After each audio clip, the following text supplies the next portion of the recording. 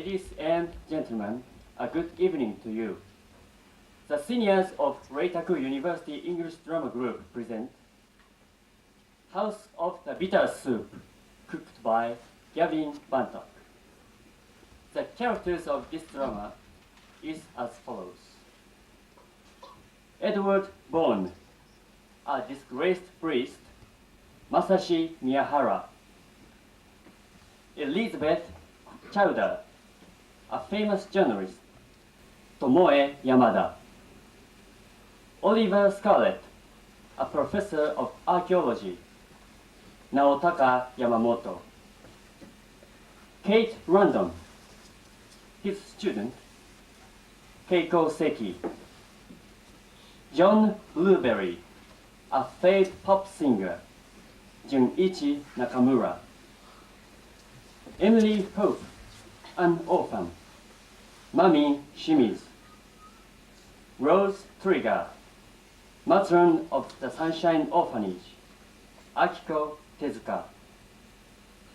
Polly Carr, a fashion designer, Eiko Takamatsu. Sir Perry Lawrence, a distinguished psychologist, Yoshiki Takeuchi. Dan Yellowhammer, a bird watcher, Kazuhiro Kawahara. Koryalan Bolshinsky, a Russian shepherd, Futoshi Watanabe. The action takes place in the living room of Broadmasrsh Lodge, a lonely house near the southwest coast of England. Act 1, Saturday, a late afternoon in March. Act 2, Sunday, the next morning. Now, the seniors of R.U.E.D.G University English Drama Group presents House of the Bitter Soup.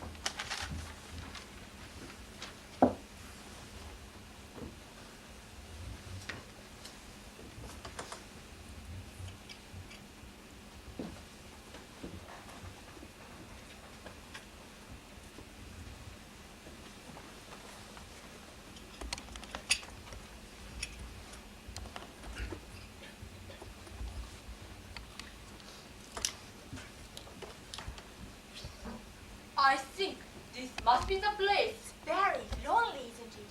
There doesn't seem to be anybody here.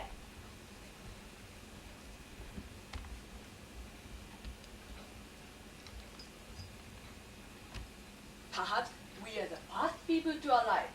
But I must say, it was very strange to find the front door open on a cold, windy day like this. Are you sure this is the right place? That's what the taxi driver said. He was rather angry, wasn't he? I'm not surprised. The road was in a fearful state, full of potholes.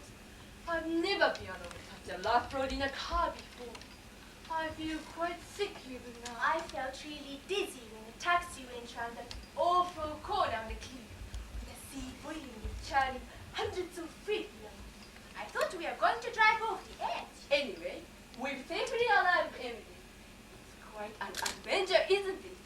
Your first real treasure hunt. I've never been on a real treasure hunt like this before. Just imagine, Mr. Ika. We might be the ones to find a treasure. That will be nice for you, dear. A bit of excitement will do you good. Life is rather dull for you at the orphanage. Yes, it is sometimes. Perhaps it will be better when I get a job. But you do look after me and all the others very well, Mr. Ika. Thank you, my dear. I do my best.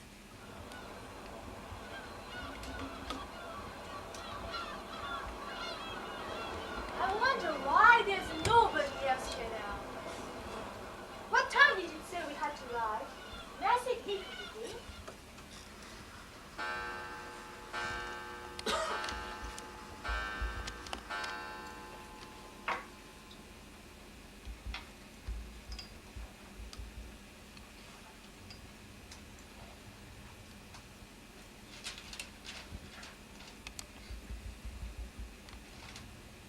All treasure hunters to arrive at Broadmasrsh Lodge.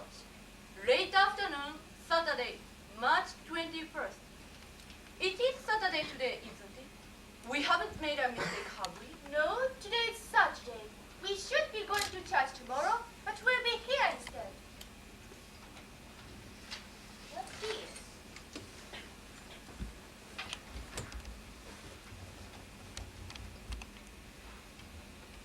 Welcome to Broadmasrsh Lodge for the great treasure hunt. Make yourselves at home. We will join you as soon as everyone has arrived. Mr. and Mrs. Clam. Clam? What a funny name. Who are Mr. and Mrs. Clam? I suppose they are the managers of the treasure hunt. Mr. and Mrs. Clam. A clam is a kind of shellfish, isn't it? They are very dangerous, aren't they? I read somewhere they can eat people. Yes, giant crabs are dangerous.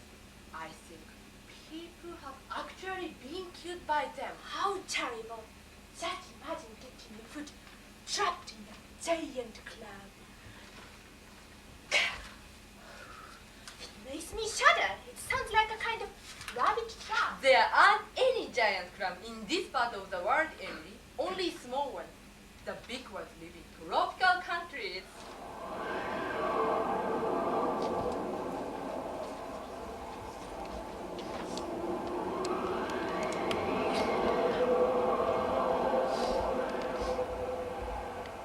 You don't think this treasure hunt is kind of trap, do you?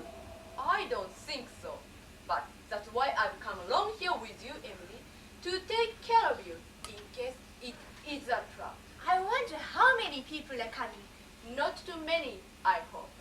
I don't like big crowds. This house looks enormous from the outside. There must be at least 50 rooms. It's almost like castle. Well, let's make ourselves at home.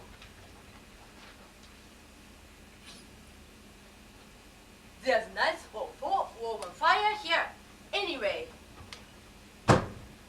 I think someone's coming now. Hello there! Is this the right place? Is this where the treasure hunt's going to be held? Oh, how exciting it all is! Look, sir, some people have already arrived. Good afternoon. Very good afternoon, my dear ladies. I'm absolutely delighted to meet you. Quite overwhelmed, in fact. It's an extreme pleasure to meet two such charming ladies. Good afternoon, sir. Good afternoon. Allow me, if you have no objection, to introduce myself. I am Oliver Scarlett, the archaeologist. I'm a specialist in prehistoric British and ancient Egyptian archaeology. Quite an expert, if I may say so. And this delightful girl is your daughter, madam. No, sir. She's not my daughter. She's But actually, she's just like a real mother to me. I'm an orphan, sir. I don't know who my real parents are. Oh, now, isn't that sad? And yet, how cheerful and healthy you look. How admirable. You have great courage, my dear. Oh, dear me. Let me explain. I'm head matron of the Sunshine Orphanage in Bristol. A Sunshine Orphanage with a charming and fitting name. And Emily Holmes has been living our roof for nearly 17 years. She's one of the very best girls we've had there. An outstanding example. I quite agree with you. An outstanding girl in every way, from tip to toe. Outstanding. Are you a real orphan? How exciting! I've never met an orphan before. How lucky you are. No parents to scold you, no brothers and sisters to tease you. Wonderful! So free! I've always wanted to be free like that. It's not like that at all. We have to obey the rules of the orphanage. But we are like a big happy family. Thank you, my dear. Mr. Scarlett? Professor Scarlett, if you please. I'm so sorry, Professor Scarlett. My name is Rose Trigger of the Sunshine Orphanage. Oh, delighted to meet you, Miss Trigger.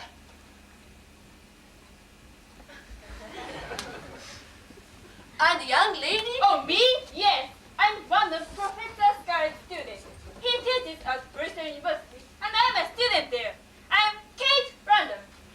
Randy Kate, I call her. She's my most outstanding pupil. Brilliant, full of fresh ideas, intelligent, over charming in every way. Outstanding. Don't overdo it, sir. Oh, but you mustn't call me sir. We are on holiday here.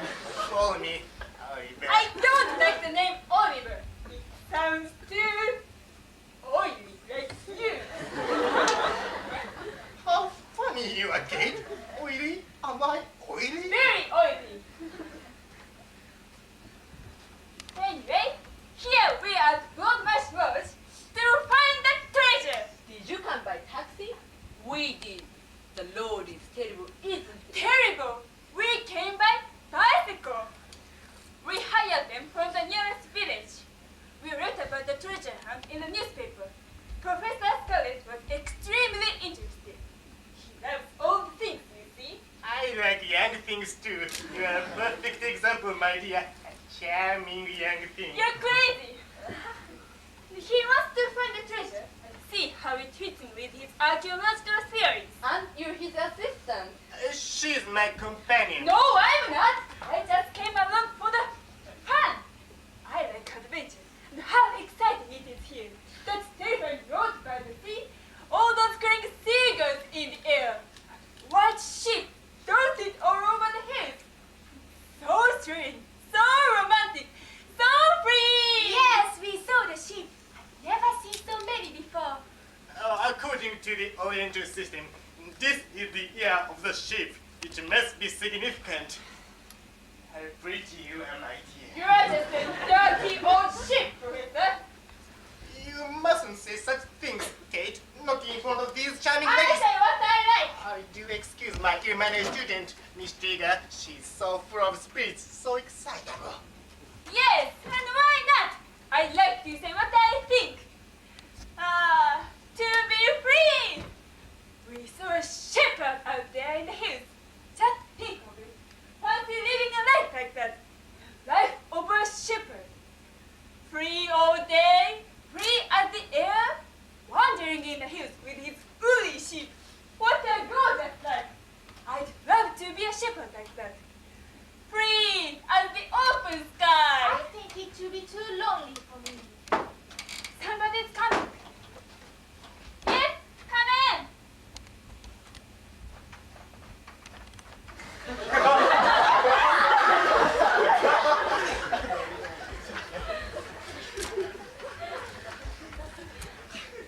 Is this Broadmasrsh Lodge? Yes. Good afternoon. Have you come to look for the treasure? Yes. No. I mean, yes. Well, no. Not really. I'm very cold. Come and get warm. The weather's awful today. I think there's going to be a storm. What a pity.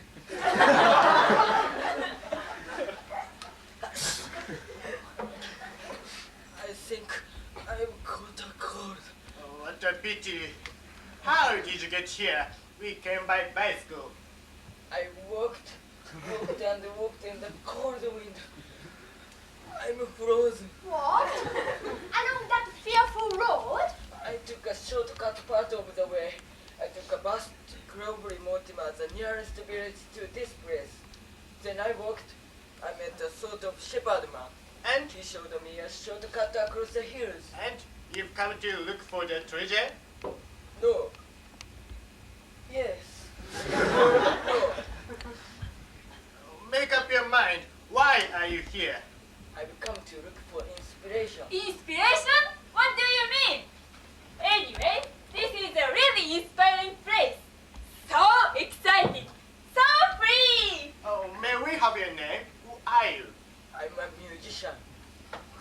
I'm sure I've seen you before somewhere. I should say I'm a failed musician. I used to be a professional singer. What's your name? Are you? Are you?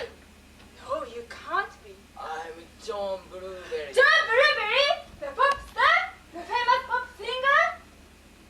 Yes, I used to be famous. Is it really you? I love your songs. Kiss me again, Kate. I thought you composed that specially for me.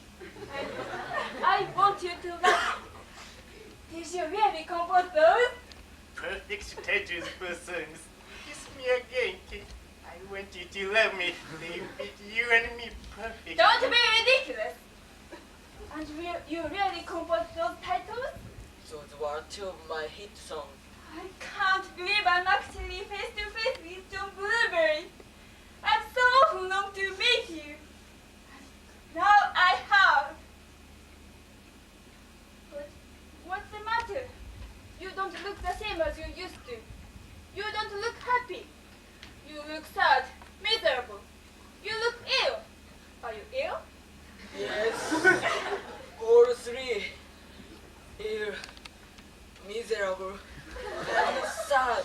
Why? What's happened? It's a miserable story. I've often wanted to kill myself. You obviously suffered major crisis of some kind. Do you take drugs, young man? No, not at all. Never did. But now, I'd like to take an overdose and die. You look like a washed-out drug Don't addict. you listen to such things. John Blueberry is a good man. He's got a pure heart. And he writes beautiful, pure songs. You certainly look ill. We'd better get you something hot to drink. Come along, Emily. Let's see if we can find a kitchen. Put the kettle on and make some tea. Tell us what's happened. Why are you so depressed? My reputation has been destroyed. You know that the newspaper, the Weekly Times, I certainly do. and you know that famous woman journalist, Elizabeth Chowder? Elizabeth Chowder. I shall never forget that woman. As long as I live. Elizabeth Chowder wrote a terribly critical review of my last public concert. She said my music was rubbish, that I was a bad influence on young people in England, and that I was making a lot of money for myself while destroying the morals of teenagers in this country. So she's done it to you too. Her newspaper article shattered me. I lost all my confidence, and she ruined my reputation. Since then, no agents or managers have allowed me to perform in the theaters, and all the TV companies have turned me down. My record sales have gone down to zero. I used to get thousands of letters from my fans. Now I get only 1 or 2 a week. It makes me want to commit suicide. That woman's an absolute devil. And she even hinted in her newspaper that I was a drug addict and a sex maniac. But you're not at all. No, not at all. My only love is music. Where it used to be. All I want to do now is fall asleep and never wake up again. That woman, Elizabeth Chowder, would to be murdered. Why do you look so angry? Has she attacked you too? Did she say you are sex maniac too? If she did, it would be saying the truth. That's quite enough, Kate. I'm not a sex maniac, and you know it. You're always chasing girls and trying to make love to them. You're chasing me too. But I've got enough sense to keep you at a distance. I'm not teasing you. But, well, you are rather charming, Kate. You see, you can't keep your hands and eyes off me. Did Elizabeth Chowder write a bad article about you too? Yes, she did. I used to be a well-known archaeologist, young man. I was actually rather famous like you. Well, not quite like you. Very well known for my studies of prehistoric British and ancient Egypt. I am Professor Oliver Scarlett. Oh, yes. I've heard about you. You wrote a book about some connection between the Stonehenge and the pyramids in Egypt. I did indeed. But that monster, Critic Elizabeth Chowder, condemned the book in her newspaper column. Said it was nonsense. My theories were ridiculous and stupid. She used those very words. What's the worst? Many people agreed with her. She has such enormous influence on the public. Now, all the experts just laugh at me. I'd like to kill that woman. She's too famous. You can't touch her. She's very powerful and wealthy, and she pays people to keep them quiet. I almost killed myself a few months ago. Now I'm trying to recover my confidence. I thought coming here would give me new ideas for songs. When I saw the leaflet in the Weekly Times advertising the treasure hunt here, I thought I would come and see if it could inspire me to write some new music. I was thinking of a new song as I walked here. Something like this. It's going to be called The Treasure Love, or perhaps The Hunting Game. I used to be a rifle ranger. I used to be a man of faith, but my life devoid of pleasure. Now I lost my famous name, and then I heard about the treasure, and I thought I pressed hunting game. Something like that. It's not finished yet. It's beautiful. You needn't worry, Joe. May I call you John? You'll soon be famous again if you write songs like that. Listen to the wind. A storm is blowing up. I'd like to stick a dagger in Elizabeth Chowder's heart. Oh, it's too terrible. Too terrible. I think I'm going to be sick. What's the matter? There's in a kitchen. It's awful. Awful. What's awful? Kitchen's a long way from here. Right at the other end of the house, along many dark passages. When we got there, we were looking for the kettle to make some tea. Suddenly, we saw it. So what? There was. I can't tell. Ghostly. Try to tell us, Miss Trigger.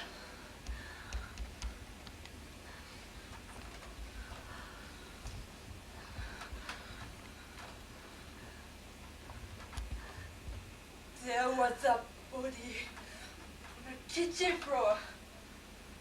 A dead body. Covered with blood. It looks like a murder. A murder? A real murder? I can't believe it. Are you sure, Miss Trigger? Go and see for yourself if you don't believe me. Oh, I'm going to say... Miss Trigger, take it. What shall we do? Oh, be calm, my child. I'll take care of you. Get some water. John, will you go to the kitchen with me? We'd better have a look. Which way is it? Follow the main corridor. Turn right at the first corner and left a bit further along. Then it's through a narrow archway. I've never seen a dead body before. It might give me new ideas. I saw a black bar in the kitchen, breathing there upon the Don't! Be quiet, Mr. Blueberry. You ought to have more sense. Get some water quickly and a towel. Fortress had come to visit her. Fortress had knocked upon the door. Man's got no feeling at all.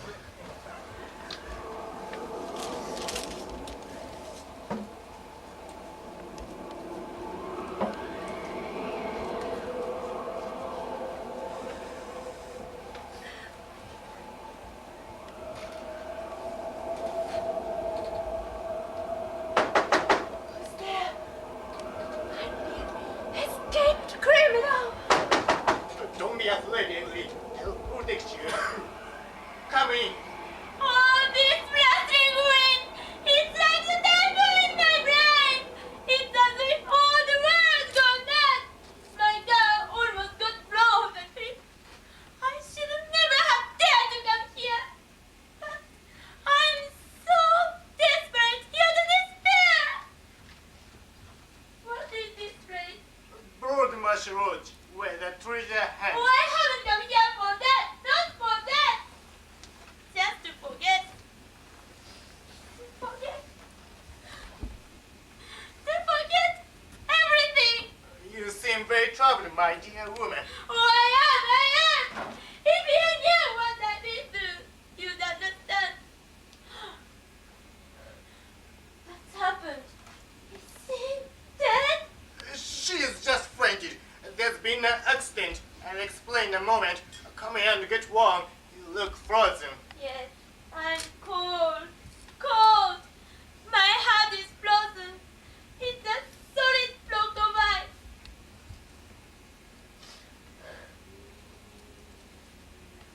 I've got no feeling left. It's all drained away in my tears. I feel nothing. Nothing. Tell us all about it. Haven't I met you before? No, you don't know me at all. I'm falling down. Fashion designer. I suffered such a shock, such a terrible grief. I'll never recover. What? I've come here to try and escape from it all. What happened? My fiancé. We were to have been married next month. He's dead! Dead? Oh, that's dreadful. You have my heartfelt sympathy. I do understand. No, you don't! You don't understand! You can't understand at all! No one can understand! My fiancé, my darling fiancé, killed himself! What was that?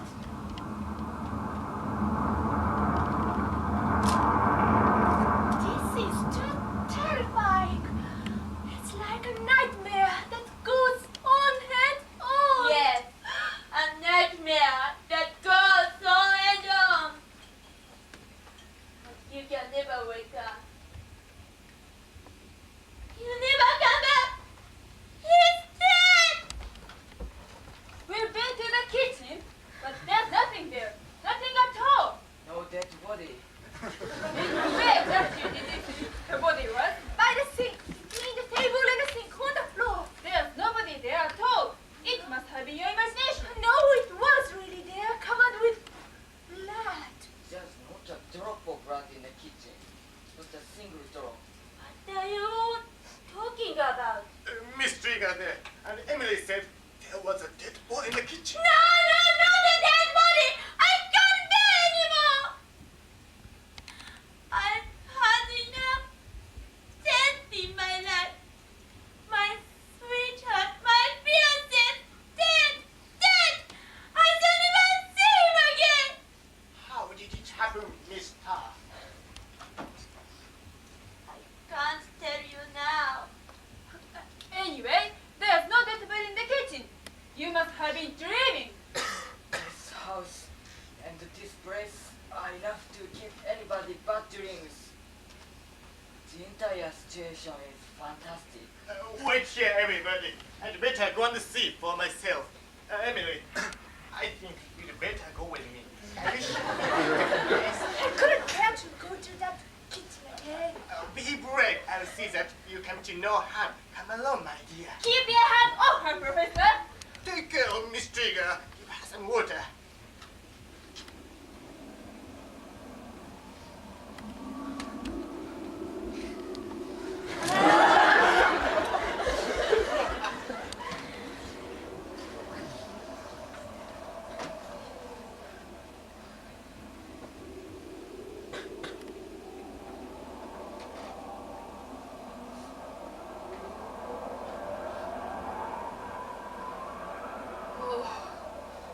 This is all beyond the endurance. I knew there was something bad about this place. Take it easy, Miss Trigger. You made a mistake. There's no dead body in the kitchen. What? What do you mean? I saw it with my own eyes. There's nothing there. We've been to look. It was a figment of your imagination. Emily's just gone with Professor Scarlet to make sure. Oh, it's not safe. The poor child will be terrified. I must go to her. She must be protected. Don't worry, Miss Trigger. They'll soon be back here. It was just to kill their eye and the atmosphere of this place. It might have been some kind of joke. If it was a joke, it was a terrible one. A wicked, cruel joke. The whole world is wicked and cruel. I can well believe you, Miss Star, isn't it?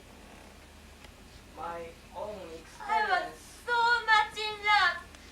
But now, he's gone. He's gone. Did you say your fiancé had died? I'm so deeply sorry to hear that. May I ask, how did it happen? He killed himself. There was another woman involved. You may heard of her. The famous journalist, Elizabeth Chowder. She forced him to kill himself. She murdered him. Elizabeth Chowder.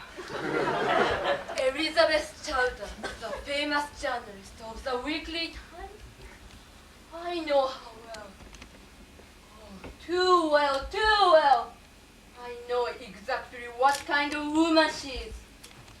But I can't tell you anything about her. She was in love with my fiancé too. But she knew something about his past. He was a doctor, a surgeon. He once made a fatal mistake during an operation and the patient died. Elizabeth Chowder got to know about it. She said she tell the world about it in her newspaper if he didn't give me up and run high instead. My fiance's name was Christopher too. He was just becoming famous, a brilliant surgeon. He was in love with me, but knew he'd be ruined if Elizabeth Chowder wrote about his mistake in the newspaper. She forced him to choose between me and her. But he hated her, and he couldn't face disgrace, and he couldn't bear to let me share his shame. He loved me so much. So he killed himself. That woman is a she-devil on earth. I know enough about her to have her put into prison for life. We are all powerless. She smashed up my career too, and made Professor Scarlet a laughing stock. She ruined us both. How incredible it is that so many of us here know about Elizabeth Chowder and her wicked ways. It's unbelievable. It must all be some ghastly trick. There's nothing to worry about. There was absolutely no trace of any dead body and not a drop of blood on the floor anywhere. I'm quite sure we saw what we saw. It's a complete mystery. Did you see who the dead person was? It was a woman. She was lying face down on the floor. Of course, we couldn't see who it was. It was unmistakably a murder. There was blood on the back of her head and on the floor too. There's nothing there to now, Miss Trigger. Are there any signs of someone having cleaned the floor recently? Well, now I think of it. The floor was a bit down. The whole kitchen is down. It's got a stone floor. I wouldn't be surprised if that woman, Elizabeth Chowder, has got something to do with this. What makes you say that? At least 4 of us here have been victimized by her. Professor Scarlett and John Blueberry have both had their good names destroyed by her. She caused a man, this lady's fiancé, to commit suicide. And even you, Miss Trigger, have some reason to dislike her intensely. You said so, didn't you? Yes, but I can't tell you now anything about Elizabeth Chowder. I've just thought of something. Perhaps there was a dead body in the kitchen, and it's been taken away. Perhaps the murderer's still in this house somewhere. Oh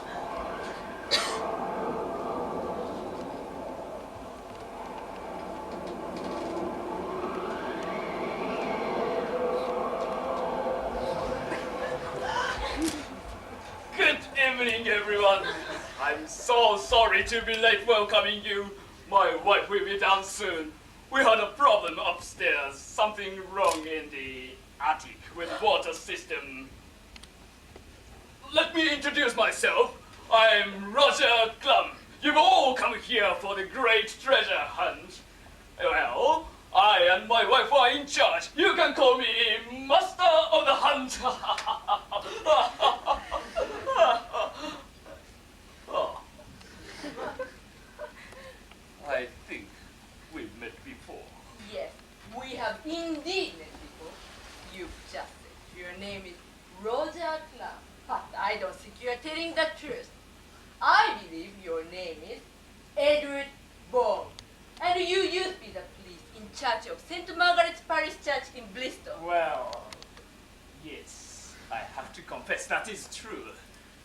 You see, I was obliged to change my name after that trouble. That doesn't mean after your scandalous behavior, I will not allow Emily or myself to remain in the same house with you. We will leave immediately. Wait a moment. Forgive me, Miss Trigger. You are Miss Trigger, aren't you? Of the Sunshine Orphanage.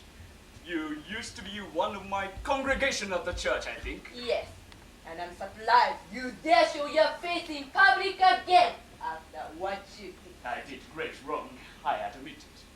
But I repented before God. I reformed myself. I put my unsavory past behind me. I'm a new man, Miss Trigger. Born again Christian. Born again? You? Impossible. You should have been put in prison for life. Perhaps you're right. Do excuse me, ladies and gentlemen. I didn't expect this development. I'm afraid it's rather private matter. Private? It should have been made public. But it was all covered up. The woman journalist, Elizabeth Chowder, knew all about it. And she protected it. She kept it all secret. How did you find out about it? I know everything. The Bishop of Bristol told me. He's my brother. I am surprised to hear that Bishop revealed. Look, both of you. This matter is all a mystery to us. It's not our business, and I think we'd better let it rest. And we all came on this treasure hunt, and we are waiting for Mr. Clam to tell us all about it. His name's Edward. Edward Bond is dead, Miss Trigger. Disappeared. My officially registered name is now Roger Clum. Strange name, Clum. It reminds me of something. Let's have a treasure hunt, Mr. Clum. When does it begin? In just a moment, there's something else to be cleared up first. What about the dead body in the kitchen? Dead body in the kitchen? What on earth do you mean? You must be joking, Professor Scarlett. I've never met you before. How do you know my name? Well, you are famous enough. I've seen your photograph in the newspaper, and I think you've been on the television too. Thank you. I'm glad someone remembers me. Now, what about this dead body? I really don't know what you are talking about. Someone must have made a mistake. You mentioned your wife just now, Mr. Clum. Where is she? Miss Trigger said the dead body was a woman. Are you sure she's safe? She might have been murdered. Or is she just playing a trick on us? Just to frighten us?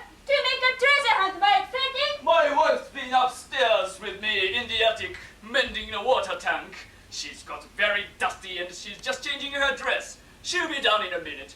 I am quite sure you have nothing to worry about. Why has the lights gone off? Oh, Vicky, now it's a ghost! Thomas! I can't bear it! Put the lights on! I'm terrified of the dark! Where's the main switch, Mr. Clam? This is certainly a misfit. I'll make a new song. When the lights were suddenly and darkness filled the room, I knew that I relinquished my joy for a life of gloom. Stop that, Mr. Blueberry. I can't help singing when I'm inspired. It's beautiful! Calm down, everybody. It's only a power failure. It often happens like this when the wind gets strong. Don't be frightened, anybody. My word! Listen to the wind outside. It must be a frosting gale. I'll go and get some candles.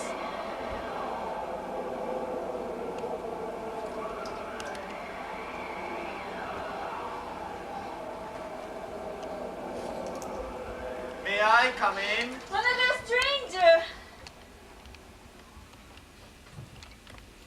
Where have you come from? I was almost lost. I saw the lights of this house. Then they suddenly all went out. There is a terrible storm blowing outside. Luckily, I always carry a hurricane lamp with me in case of emergency. This is the emergency! Is everything alright here? No, nothing's alright! It's all so dark! There's been a power failure. Mr. Clum's just going to get some candles. May I ask your name, sir? Have you come to join the treasure hunt? Treasure hunt? I don't know anything about the treasure hunt. I'm a bird watcher. I've been out in the hills watching birds, and I got caught in this storm. My name's Dan Yellowhammer. Lazy!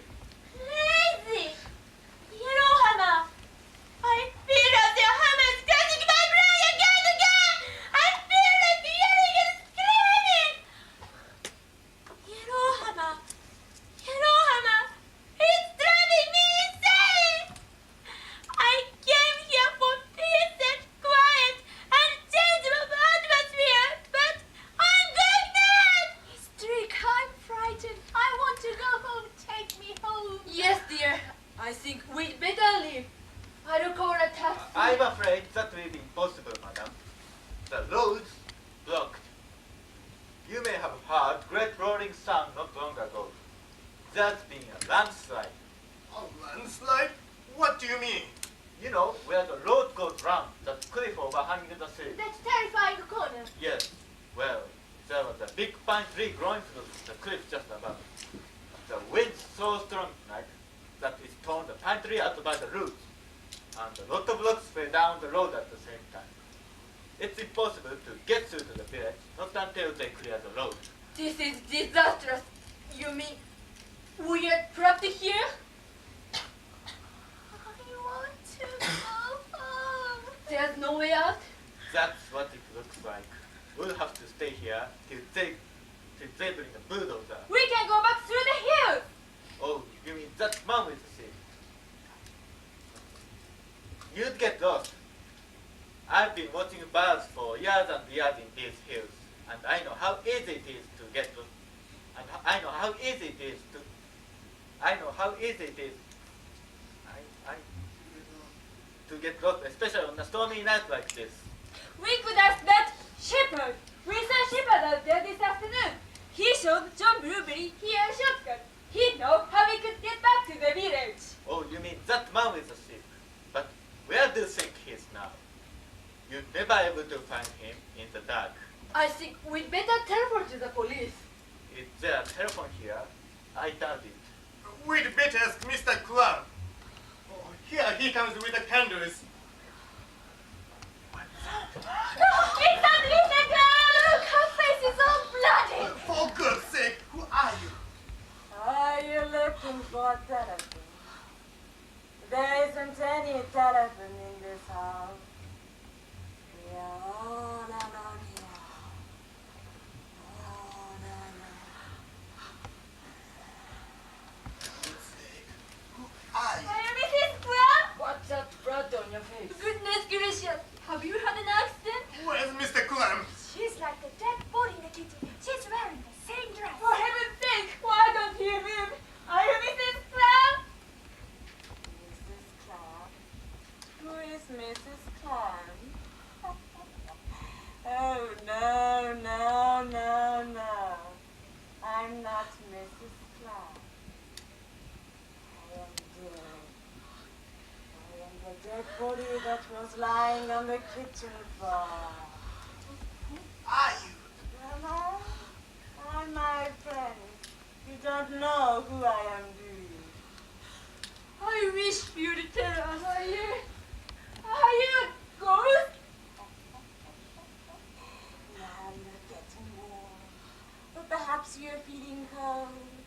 Am I sending shivers down your back? I hope so. Yeah, you all look terrified. That's good. Well then, I'll tell you who I am. You don't move, Benjamin. Don't come near me, or I'll blow this candle out. Put that lamp out.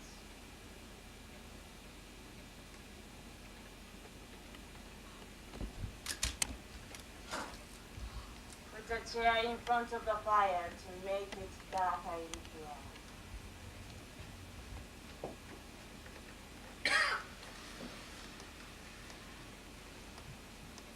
That's better. Now I'll tell you. I am the ancient ghost of Broadmasrsh Lodge. I appear every year in this wild month of March when there's a storm blowing. I am the guardian of the Broadmasrsh treasure. Good heavens, really, it's a ghost. No, you can't. There aren't such things.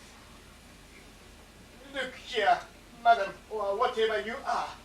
You are playing a joke on us. I don't. Keep quiet. Stop this nonsense.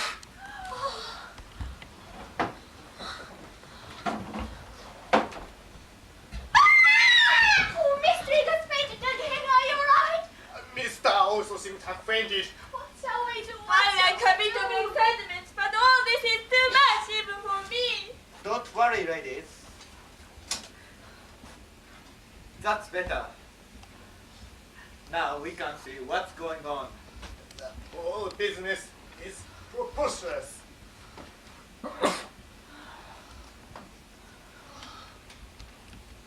Everything is all right now, everybody.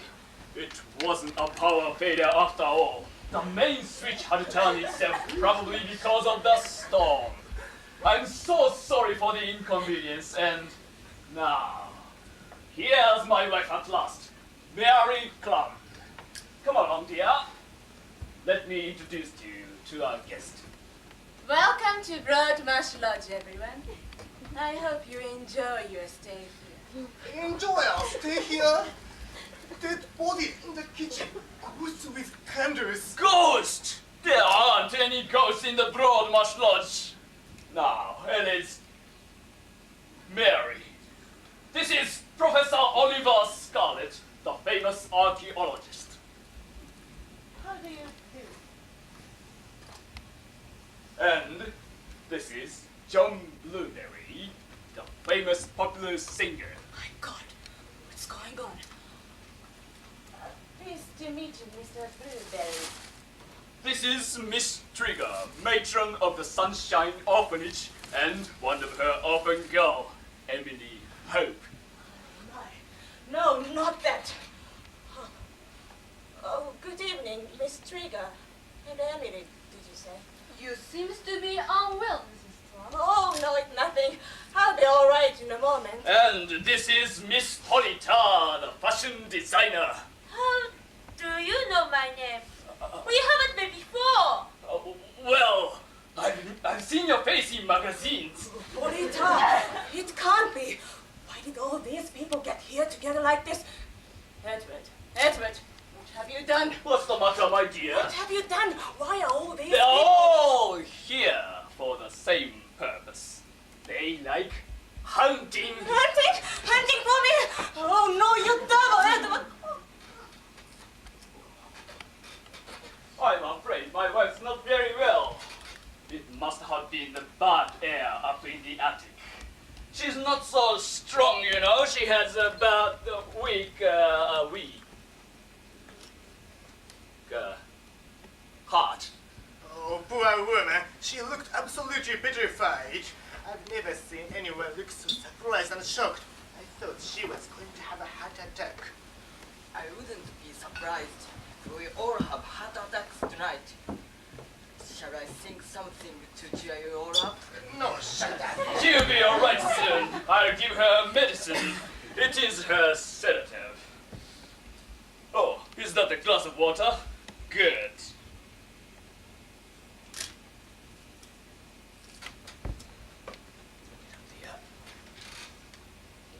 Drink this here.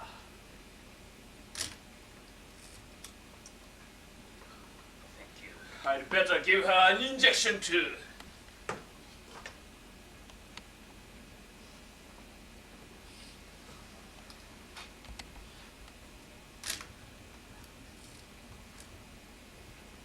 She'll be all right in the morning. Well, now, I know some of you, but not all of you. You are... Kate Random, Professor Scarlett's student. It's a pleasure to know you. And this is... Dan Yellowhammer. Please. What? What name did you say? Yellowhammer. Dan Yellowhammer. You? I mean, how? How do you know about... I'm not a real guest here. Came by chance. I'm a bird watcher. I came here to shelter from the storm. What a coincidence! I mean, welcome to Broadmasrsh Lodge, Mr. Yellowhammer. You are just in time for the treasure hunt. I don't understand all this about the treasure hunt. Is it a game or something? You tell me about dead bodies.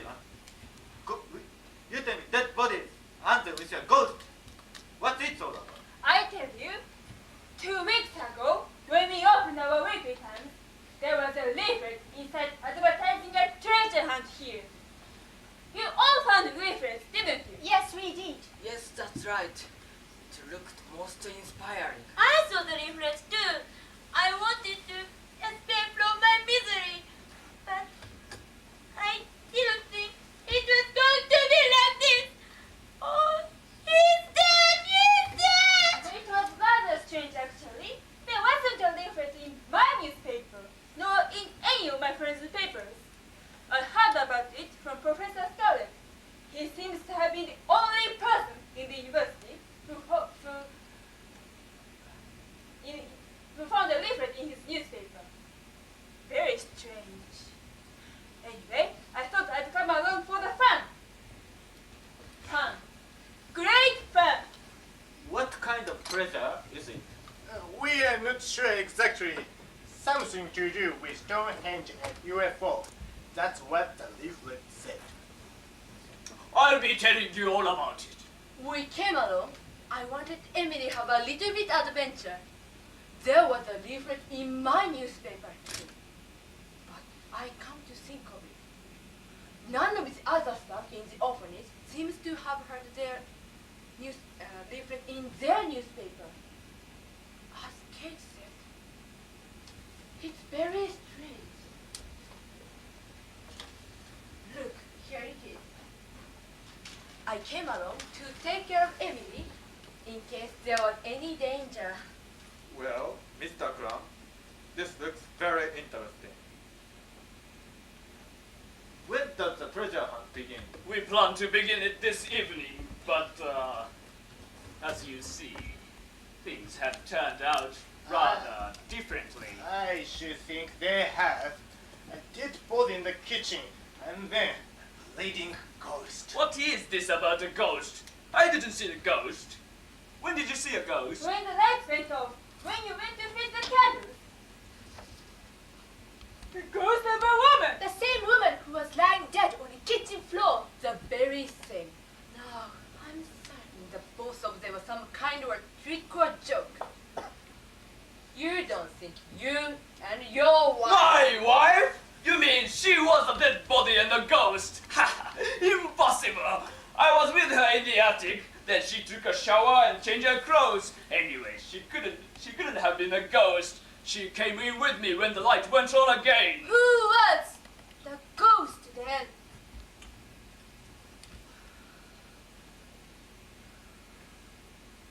It might have been me. But it wasn't. I might have been the dead body. But I wasn't. Both were ordinary human beings. Good Lord, where have you come I've been here all the time. I know everything that goes on in this house. Who are you? Do I, know you? Perhaps. But one thing is certain. I know you. You are Father Edward Bond, the priest of St. Margaret's Church, who was defrocked and dismissed in this. How do you know that? I told. I know everything about all of you. How do you know? I told you that dead body was a human being, probably someone pretending. The ghost you saw was also someone pretending, someone playing a childish trick. Dead bodies, covered with blood, don't get up by themselves and walk away. Anyone who walks into a dark room, holding a candle below their heads, will look like a ghost. That's the most obvious kind of ghost. Kind you read about in books. Did you see the ghost? I was watching. I can see through the wall. How? I have special powers. Who are you? Not to what I see. You think when you see me standing here that I am an ordinary human being. I'm not.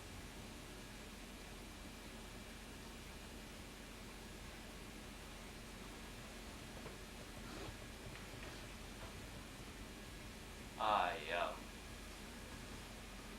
not human. Oh, this is too much! Too much! Have patience, Miss Polita. I haven't come to cry. If you are not human, what are you?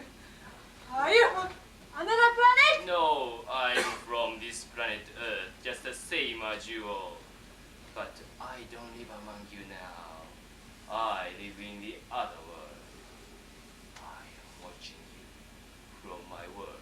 You sound like a lunatic. Are you mad? No more than you are. No, not mad at all. Perfectly sane. Are you? Are you real? Is this a dream? Can I touch your hand? Certainly. Touch my hand if you like. It will be like yours, living fresh, but not the same. We can't understand you. Why do you terrify us like this? Who are you?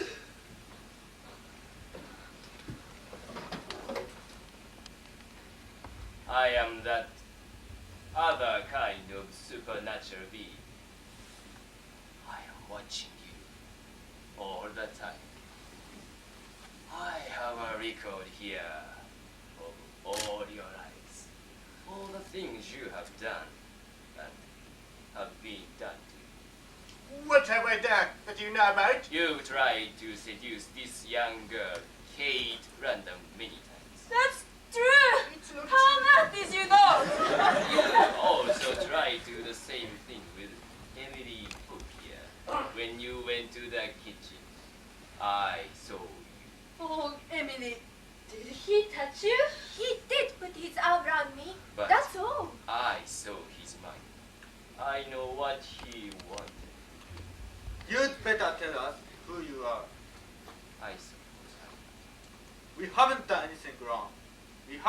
bother you in any way? One person in this house has injured beyond the media. But that's not why I came here. When did you come here? I think Emily and I were the first to arrive. I was here before that. I was watching through the walls. I can hear conversations through the solid stone. This is an electronic stethoscope. With this, I can hear the heartbeat of a mouse from a distance of 1,000 meters. You are lying. No such instrument has been invented yet. Spy satellites, thousands of miles up in outer space, can photograph a tennis ball bouncing tennis court on Earth. You ought to know that, Professor.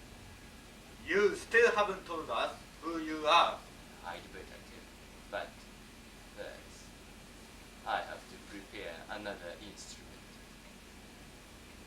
What's that? Pocket camera? It looks like one, but this instrument has special properties. What's it for? I need it for special purpose. Kate Runner, come here.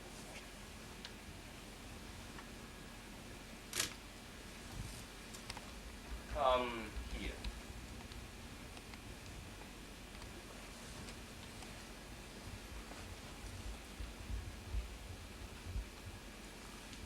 And touch my hand.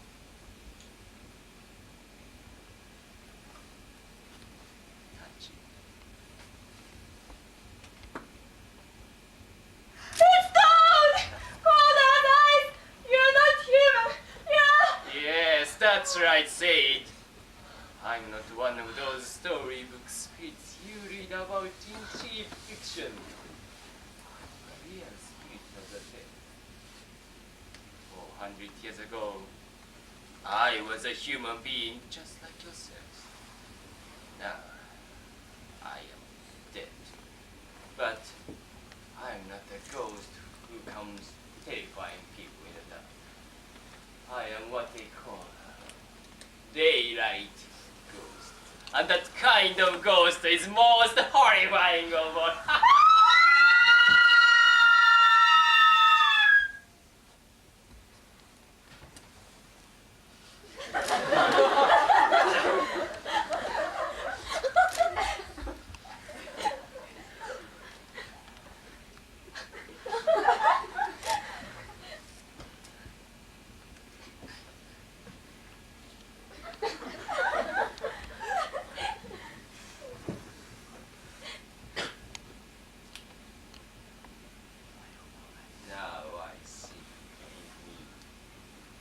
I've succeeded in my purpose perfectly.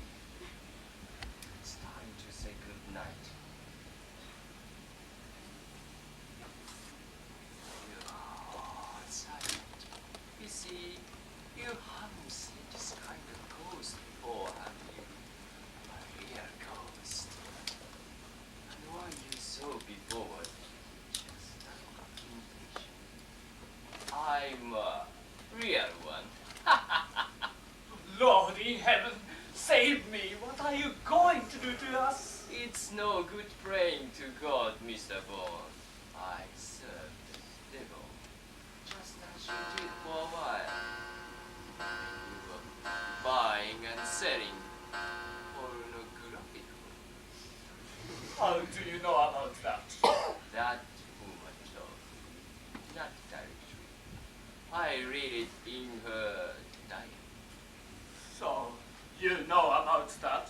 I told you I know. How about you all? You are all in my power. Now, I think you'd better all go to bed. Your rooms are prepared.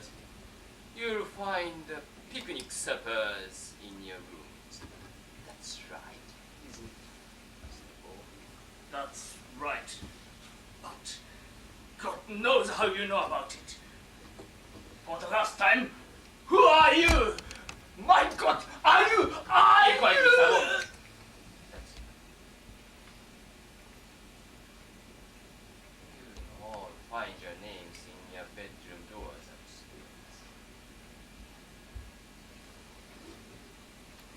Trigger, and Emily.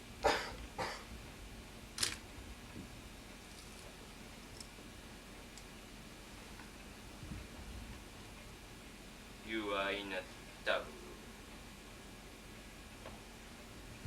Do I have a double room? Your character never changes, Professor. No, you and Mr.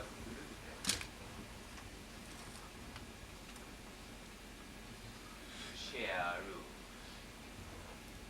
Miss Polita. You and Kate Random will share a room. Mr. Yellowhammer. You'll find a single room for yourself at the end of the corridor upstairs on the left-hand side. Of course, your name is not on the door. You'll find an extra picnic supper on the table at the top of the stairs. You see, I know everything. What about your room? Where will you be? Everywhere. I'll be in all the rooms. Watch. Now, Mr. Bond, when will this woman wake up? Not until the morning. I gave her a strong dose of sleeping drugs. Then she can stay here tonight. Cover her with a blanket. There's one cupboard behind.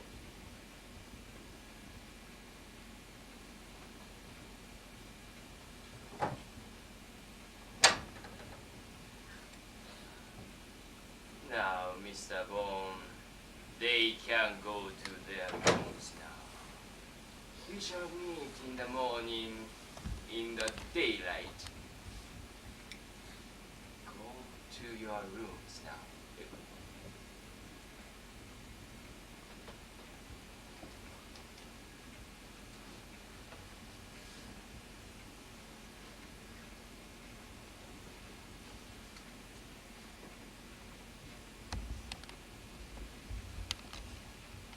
What are you doing, Miss Trigger? I think I know this woman. I've seen her before. Go to your room, Miss Trigger. I'll find out what I want to eat in the morning. Come along, Emily. Good night, Emily. Good night, Kate. Sweet dreams. I hope you have terrible nightmares all night long. Come on, mister. Let's go upstairs. I'll take care of you. I have so many ideas for songs. I won't be able to sleep at all.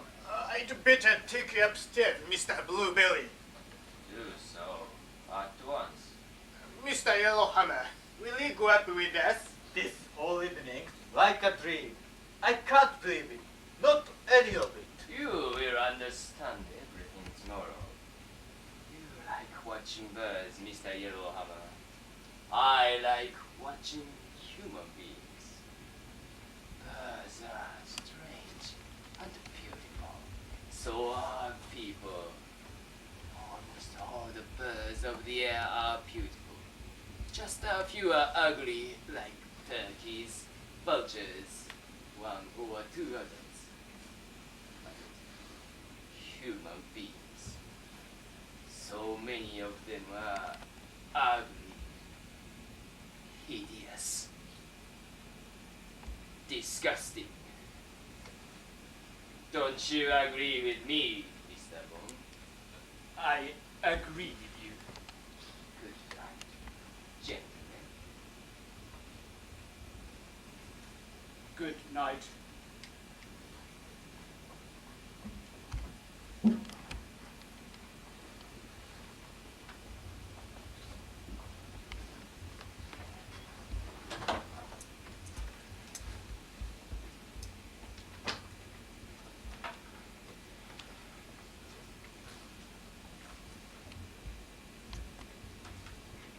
I think you know who I am, don't you, Mr. Bond? I couldn't recognize you at first, but now I know who you are. There's a lot of explaining to be done in the morning. A great deal of explaining. I think the storm will have died down by then. There will new storms, I think, when she wakes up. I think you'd better stay down here tonight. Yes, I think I'd better.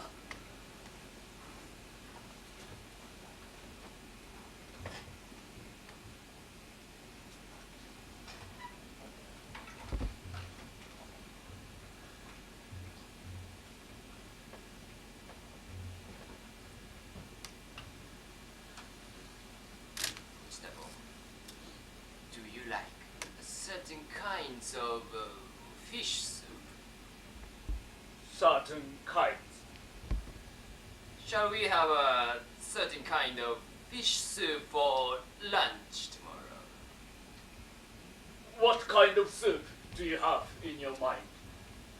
A certain kind of shellfish soup, very popular in New England. What's it called?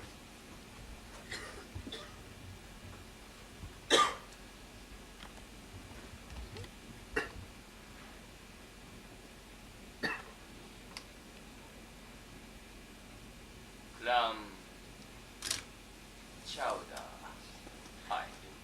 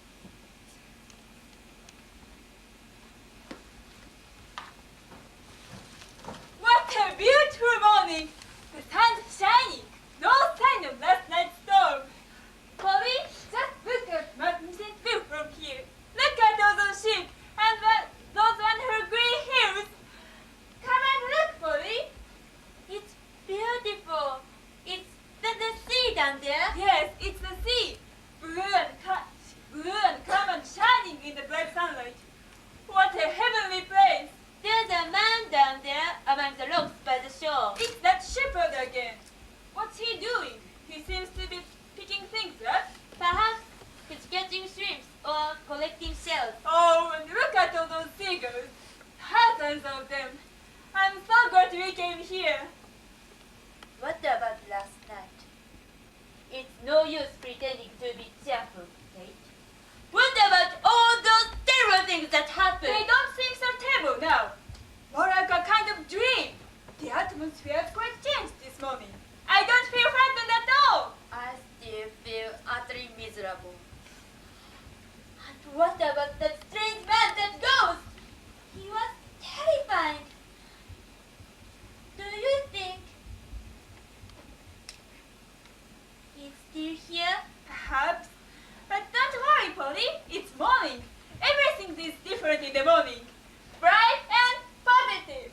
I don't feel positive. Good morning. This place is an absolute paradise for birds. I've just seen a very rare type of black-headed seagull. I must go out and have a closer look. Would you like to come with me? It's a beautiful morning. You go, Polly. It will do you good. Enjoy the fresh air. I'd better go and help get breakfast ready. Let's go for a little walk. Forget everything and enjoy the delightful scenery. I must get a closer look at that bird. Do you like birds, mister? I feel like a bird in a cage without wings. Go on now, then, Polly. Fly!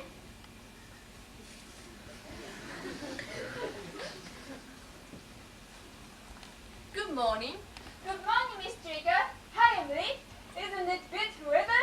Yes, but Emily and I wish to leave here as soon as possible. You won't be able to till the roads be clear. Of course, you could ask that shepherd. Look, he's down there by the sea. Perhaps he could guide you through the hills.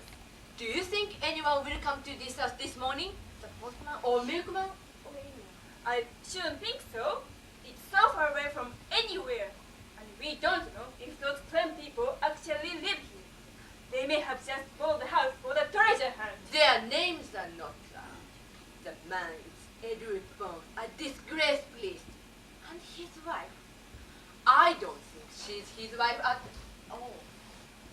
I think I know who she is. Her name is certainly not Lam. Where she's now? She was asleep here on the sofa last night.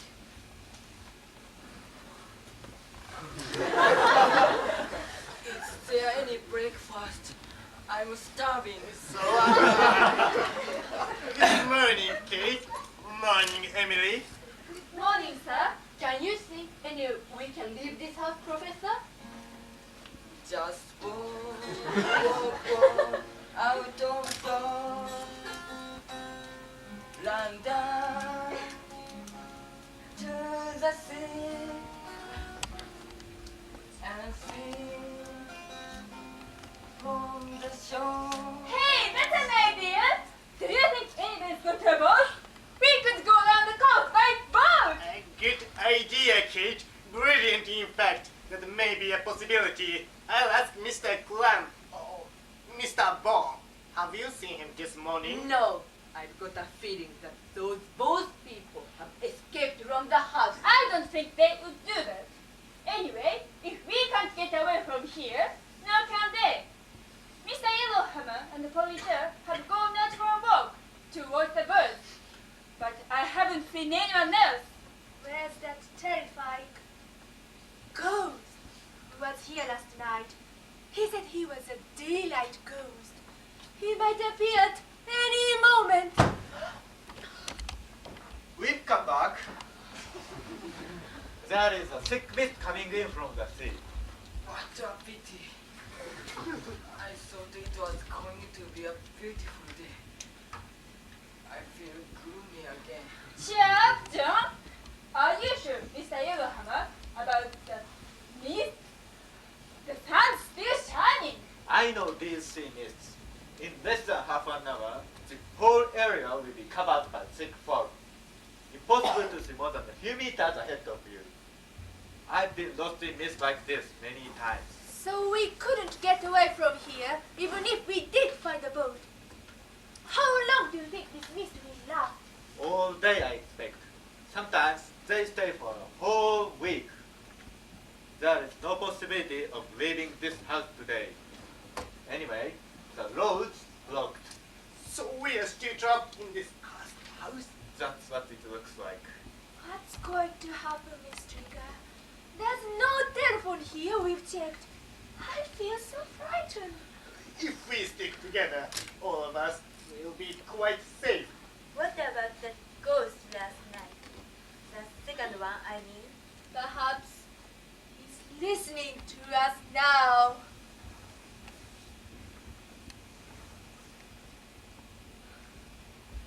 The seagulls have stopped crying.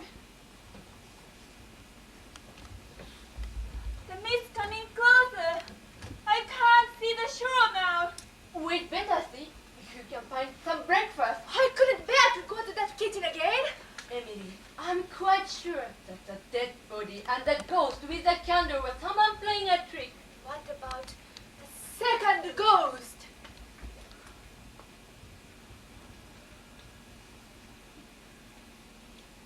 I think I'll be able to tell you something about that. Are you all here? Except Mr. and Mrs. Crumb. You needn't all look so terrified. There's nothing to be afraid of. Nothing to be afraid of? What do you mean? You'd better explain yourself, sir. That's just what I was about to do. Sit down, everybody.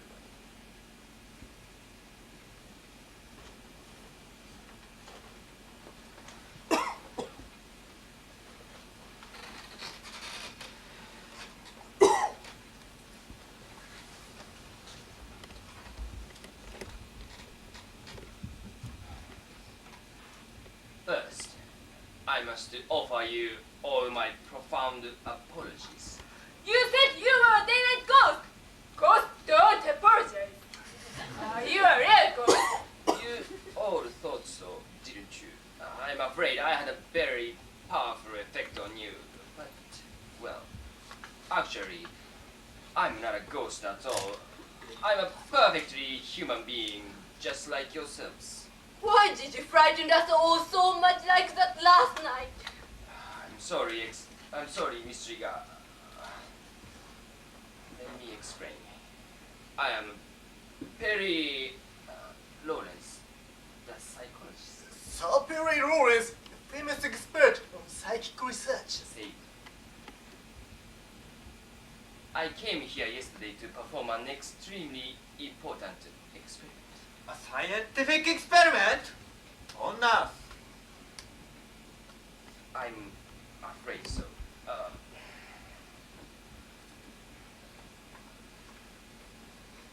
I'm engaged on a research project on human reactions to supernatural events.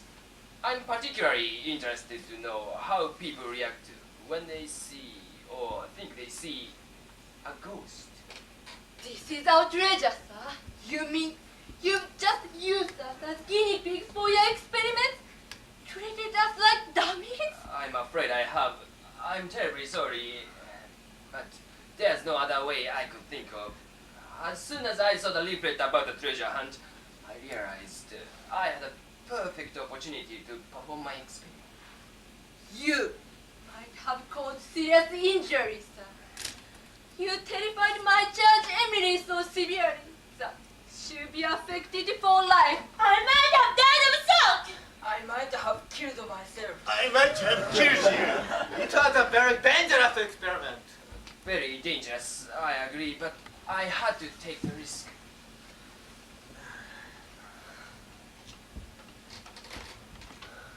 I didn't realize you are all people under particular kinds of pressure. I thought everyone who came to treasure hunt would be there just for the excitement. I was wrong. I'm sorry. My research, however, is of prime importance for the future happiness of mankind. I'm writing a book about it. It will be my masterpiece. The only way to recover my professional reputation. Have you had your reputation destroyed too? Yes. My God, another victim. But you said you could hear our voices with that special instrument. You said that you could see through the walls. This is just an ordinary doctor's stethoscope. I do have a listening device down in the cellars. Every room in this house is electronically backed.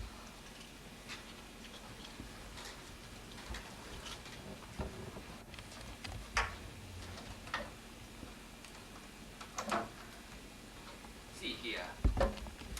This is a tiny microphone.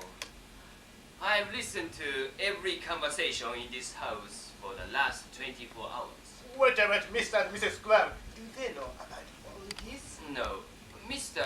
Glum, or rather, Mr. Bone knows who I am, but he doesn't know the real reason why I came. How did you manage not to attend you and see you in this house?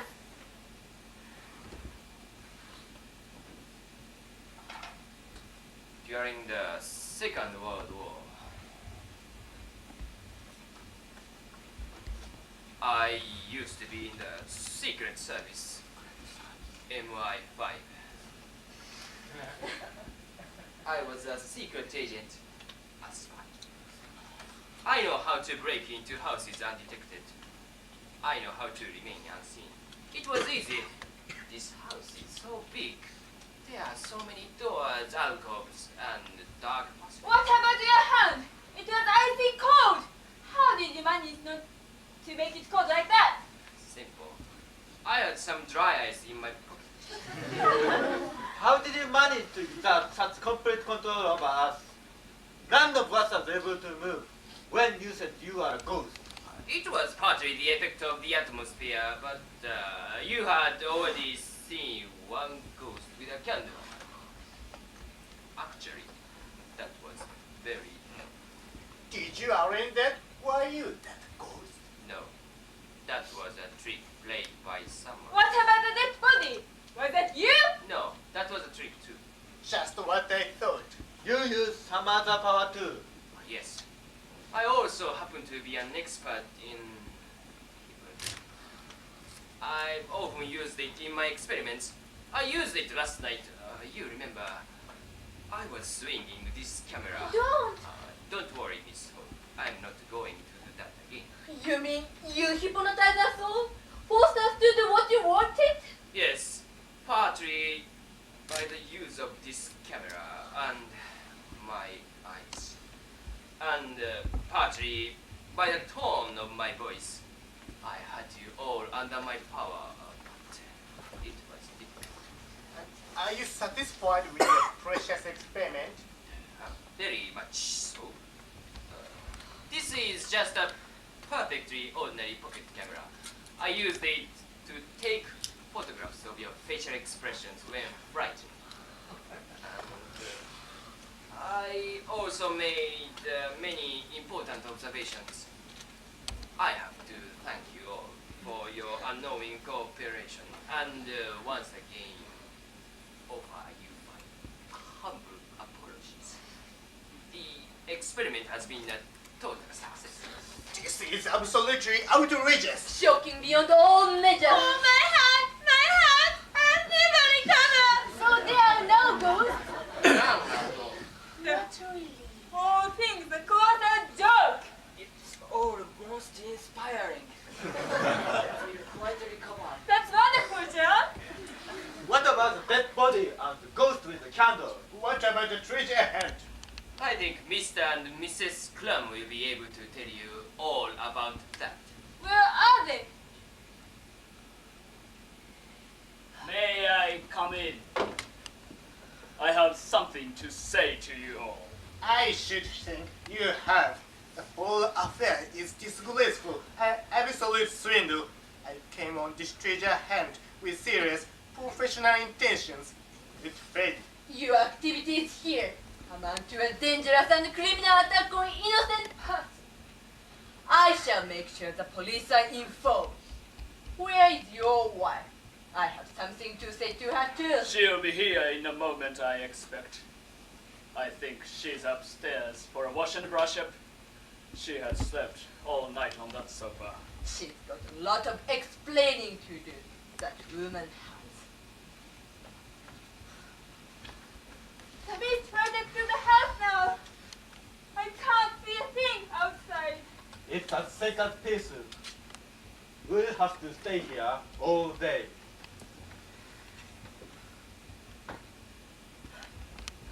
morning, everyone. I think I have kept you waiting. Let me introduce you properly. This is my wife, mistress of the treasure hunt, Mary Clark. I'm not so sure about that, Mr. Bond. I don't think her name is Mary Clark at all. Just as I thought.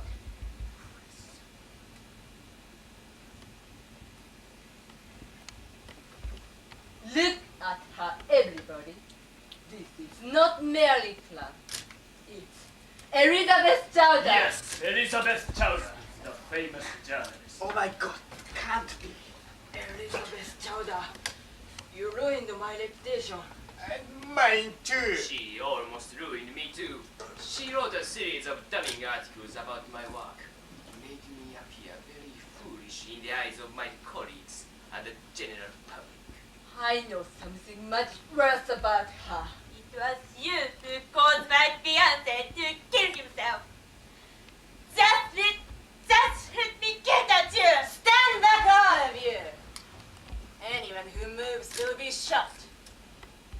Now, I've got you all in my power, just as I planned. Not quite as you planned, Elizabeth. Yes, not quite as I planned. I must say I got quite a shock last night. I almost lost control of the situation. I didn't expect to see you here, Professor Scarlet. Nor you, John Blueberry. Nor you, Sir Perry Lawrence. Nor you, Miss Trigger. Nor you, Polita. All of you are my particular enemies. All of you have cause to hate me. How is it that you're all here together now in this house? That was my doing, Elizabeth. You arranged all this? Yes. When you had the idea of the treasure hunt, you asked me to arrange everything. So, I arranged things in a special way to get my revenge and to let them get theirs. So you have betrayed me. Yes. I thought it was time for you to be punished. You are the one that needs to be punished.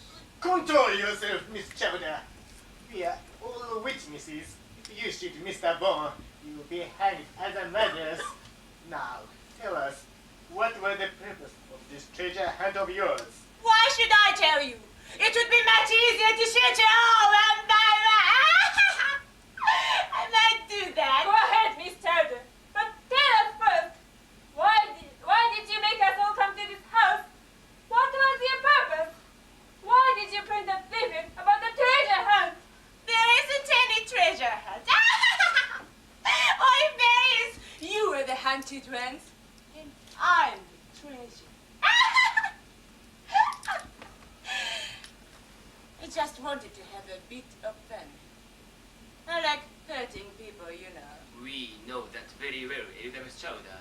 That's what you do in your newspaper articles. I do it in other ways too. I write anonymous letters to people. I spread rumors about people. I pay people to do things, to say things, or to say nothing. I like putting mental pressure on people. I like tormenting them. I like hurting people physically too, touching them. That's what I plan to do here. I wanted a group of people, any group of people. And now, I've got them. I started a few shocks yesterday, just to warm you up. The dead body in the kitchen, that was me. The ghost with the candle, that was me too. Just to terrify you. I enjoyed that. I've got all sorts of other things planned too.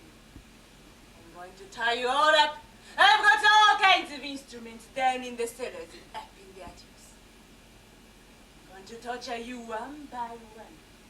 With chains, with lighted cigarettes, with high voltage electricity, with acid on your faces, with drugs. I've got them all. I'm going to have a good time.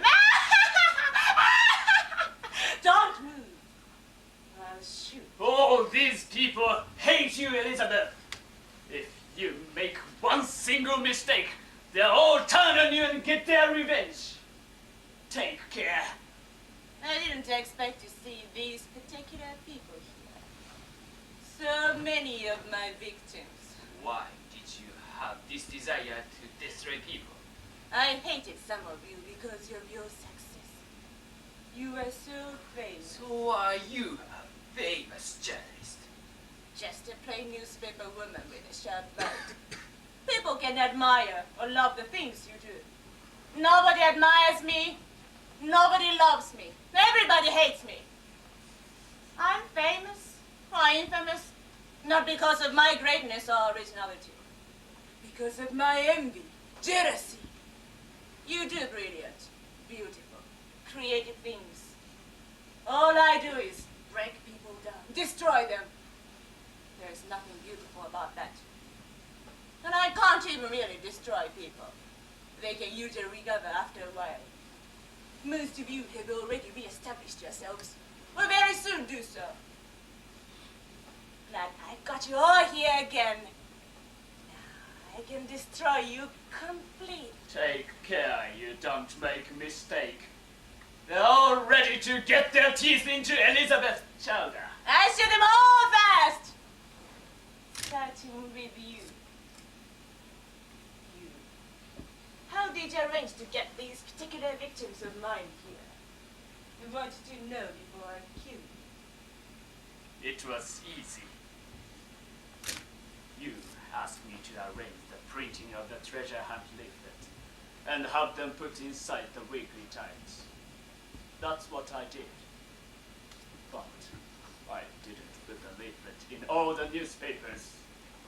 Only a few, about 50. I carefully chose people who I knew were your previous victims, or people I knew who hated you. These people here are just a few of those 50. So you tricked me, did you, Edward? Yes, and you gave me some kind of sleeping drug last night, didn't you? I'm going to kill you for that. But first, I'll tell these people a thing or two about you.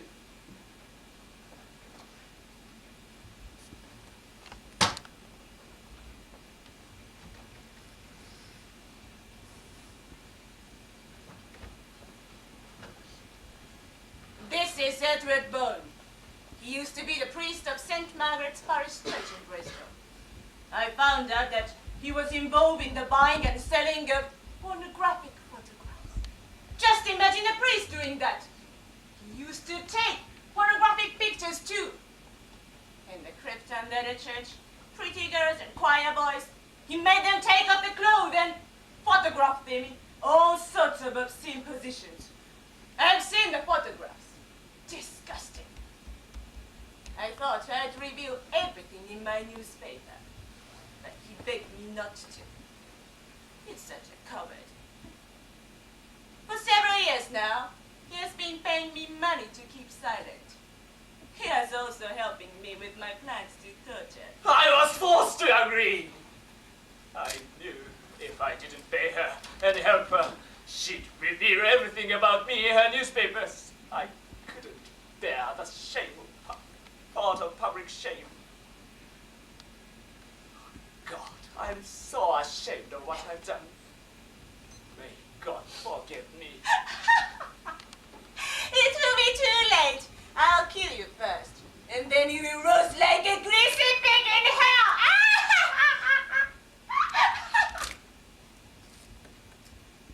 How did you know about these people, that they are all hating you? I've been forced to become her lover too. That's where she made a mistake. She allowed me into her house. I found her diaries.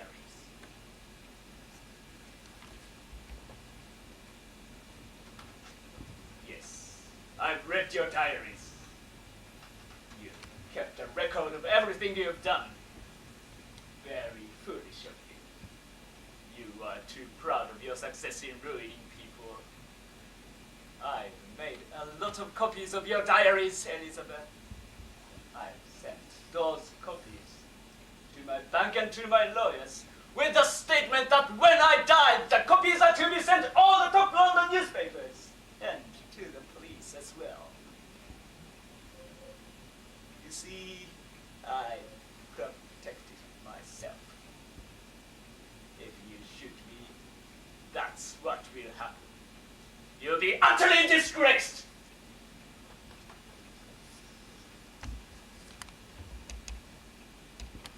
It's all over, Elizabeth. There's nothing you can do. You'd better put that gun down. If it's all over, if everything's going to be revealed, I might as well shoot you first. It won't make any difference. Yes. I'll do it now. I'll shoot you where it hurts most. But before that, I'll force you to write and sign a statement canceling your plans to send the diaries to the newspapers and police. There's some paper and pen here. What's that? Put that gun down, Inspector! I said, put that gun down.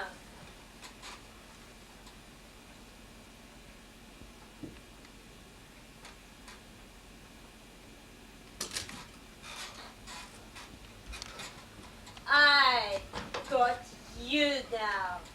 We've all got you in our power now. Who's there? Come in. It's the shepherd from the hills. Just a moment, my good fellow. We are rather busy just now. Would you mind sitting down for a minute? I'm sorry to disturb you.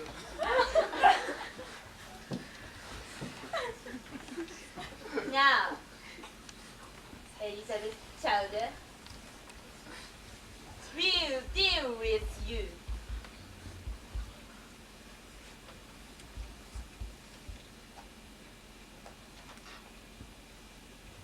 If you move or try any tricks, I'll shoot you. All of us would like to get our revenge on you. Professor Scarlet, have you anything to say? If you wish to shoot her, that's your business. I'd be glad to see her out of the way. But first, I'd rather like to pull her nose and slap her face a few times. Perhaps break a few of her fingers. So would I. She's a public menace. She deserves to die a death of slow torture. I don't like killing people, but after what she's done to me to others, I'd like her to suffer a bit. I wouldn't mind if someone strangled her with one of my guitar strings. It's what she deserves.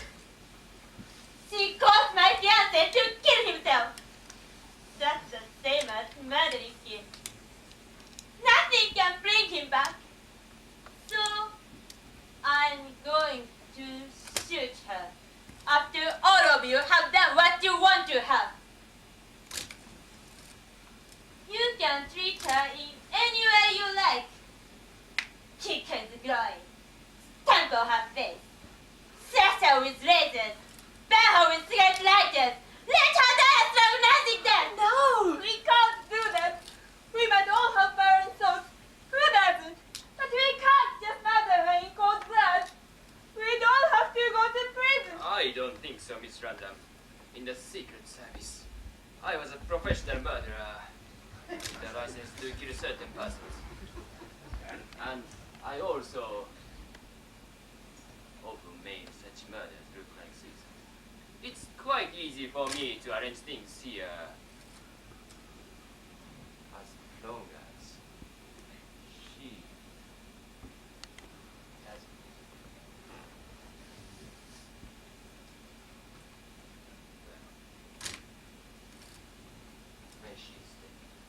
a single bullet in her head. I'll clean up everything. And then we can go back home, satisfied with our total revenge. We can never be satisfied with revenge. We'd all have guilty consciences to the end of our lives. Now, I've got to tell you, all of you, you don't know yet why I feel such hatred for Elizabeth Chowder. I know why. It's in the diary. I think it'd better, Miss Trigger, to let Elizabeth tell us everything herself. Very well. Emily, this is going to be a great shock to you. You'd better know the truth. Be brave, dear. Elizabeth Chowder, tell us what you did with your baby. I hate babies. I hate all children. They're all selfish little animals with no feelings. Just crying all the time, making dirty messes, screaming for food. I can't stand them. I think you hate all people. You despise the whole of mankind. Yes, I do. And you know why? No one has ever loved me, so I hate everybody. My parents hated me, they said so many times. My teachers at school hated me because I was too clever for them. Everyone I worked with hated me because I was too brilliant, too far ahead of them in every way. What did you do with your baby? Why did you have a baby if you didn't like children? It was a mistake. There was a man in my life many years ago.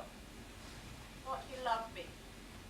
I had a child by him. It was a ghastly mistake.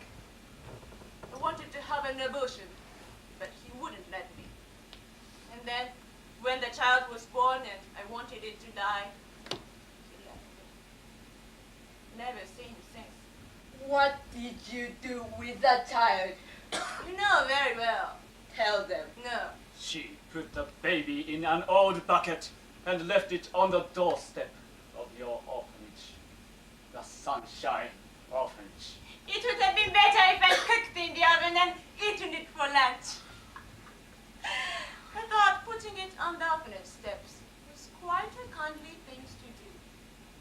I thought little Sunshine would do her a bit of good. On a freezing winter day, it was snowing. I happened to open the front door just as she was putting the bucket down. I knew who she was. Elizabeth Chowder.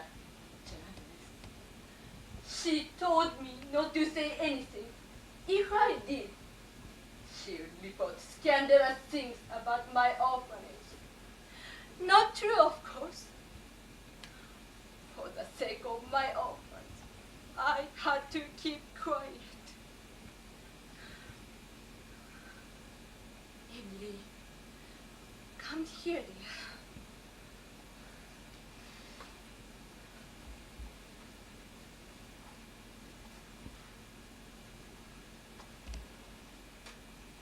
Look at this girl, Elizabeth Chowder.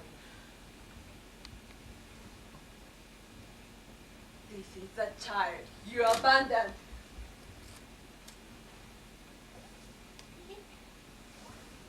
You mean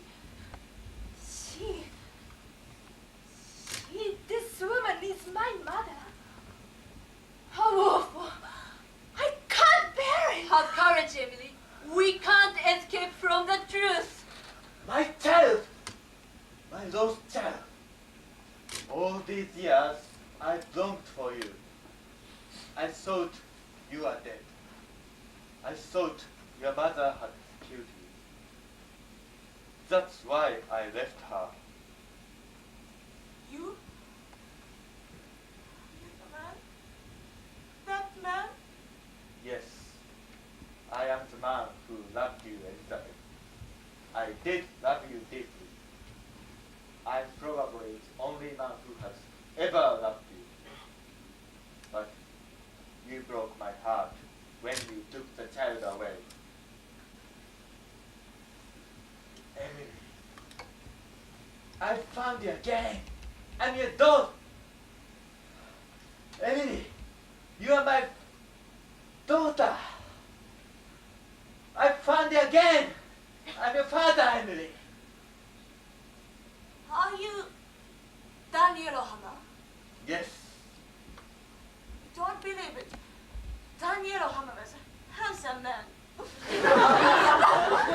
In 16 years, Elizabeth. 16 years of sorrow and despair. That's enough to change anyone. I almost killed myself. But the birds, the innocent birds that fly in the air, they saved me. They were the child I had lost. I became a professional bird watcher. How on earth do you happen to be here in this house at this particular time? Pure chance. An extraordinarily amazing coincidence. I thought such things never happened in real life. But I was wrong. This miracle has happened. Yes, it is a miracle. Emily, my child. I'm not an orphan. No, you have a mother and a father, Emily. Mr. Yellowhammer is your father. Go to him, dear.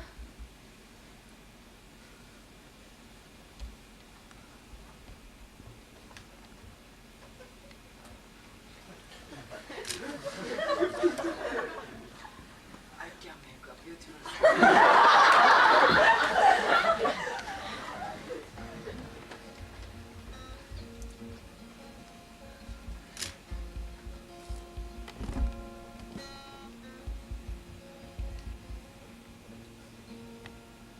For 16 years I lost my daughter. For 16 years I saw she would die. But then, besides the shining water, I found her standing by my side. You've recovered, John. You've made so many new songs when you've been here. They all be hits. That's because you encouraged me so much. Kate, listen. Will you live with me and be my love?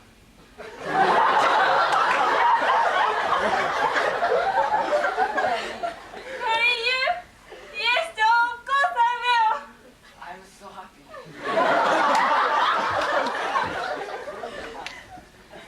But you are always cheerful. You make me feel so happy. I'm happy too. I'm usually too active. I don't think enough. I'm not serious. You've changed me, John. I'm so happy. Some of us may be happy. Have you forgotten? I have a gun here. I don't think I can bear this any longer. It's already too much of a strain for me.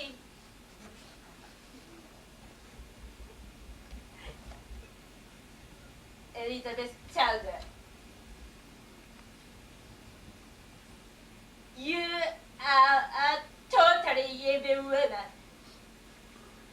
I can't wait for these people to torture you. I'm going to kill you now.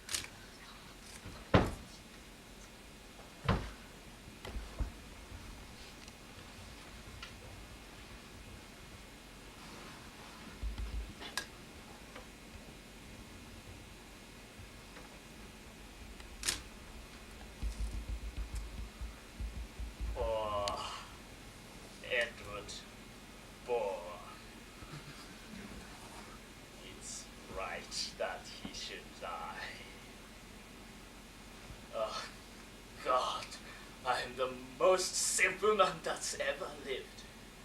10 times worse than Elizabeth Chelda. I'm a coward too. None of you can ever forgive me. I'm just a wretched creature. Parasite. Nothing more than a miserable worm. Even God had abandoned me. Pray for me. I must now forsake you. The last hour of my long, weary life is come upon me. Farewell.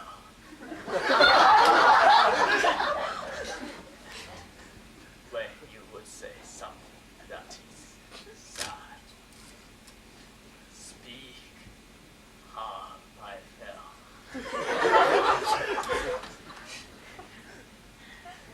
I have done. God forgive me. Strawberry.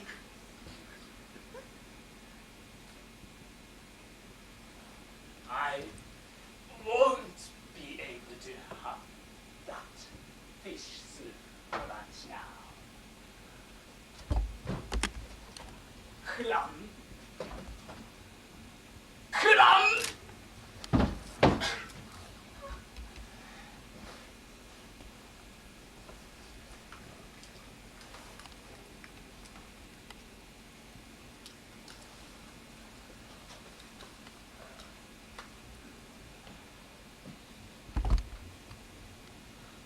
What did he mean by that? Fish soup? Crab? I don't understand. It was something he and I talked about last night. I'll explain later. I've murdered him. I've murdered an innocent man. Not innocent, boy. His mind was weak and rotten. He was a coward and unclean man. I've committed a murder. I meant to shoot her, but he got it away.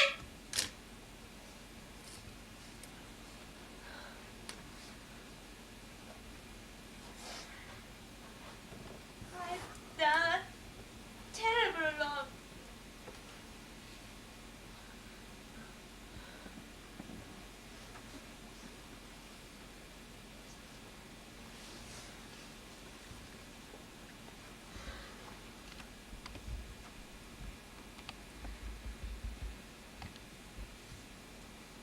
There's only one thing to do.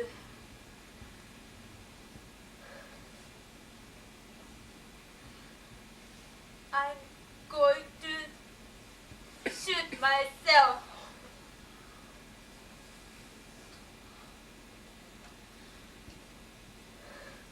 No! Stop! What are you doing? Why have you done that? You've saved her life. Well done, sir. I have something to say to you. All my adult life, my attitude to women has been offensive and disgraceful. I've never been married. I've never even had a real woman friend. I've always tried to run after pretty girls, but I've never had any success. That's because I didn't feel any feeling for them as people with mind. When you came here, you were heartbroken. I've never seen a woman in such despair. Your grief moved me to tears. But even then, I couldn't express myself truly. I feel real heartfelt empathy for you. Mr. Polly, if I may call you Polly, let me take care of you. I'll do anything to make you happy. I don't ask you to marry me, but later, what's that you like, I'll marry you.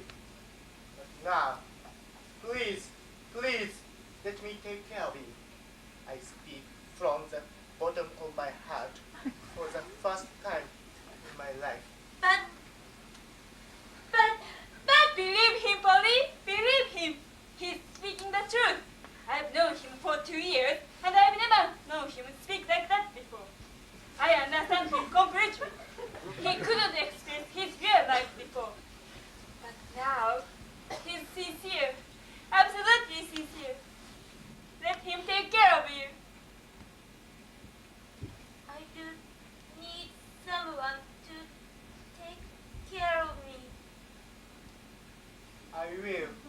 I promise. You've changed me forever.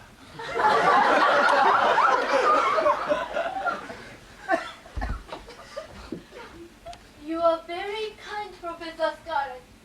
I think you've done a wonderful thing. But now, what am I going to do now without my dear little Emmy? Miss Trigger. I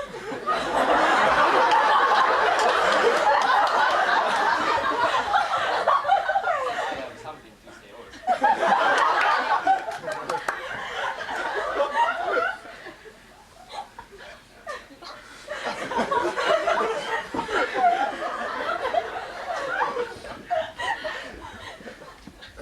You may laugh or blame me, but I'm serious. I've known you and about your Sunshine Orphanage for many years. You've been performing a great service for society.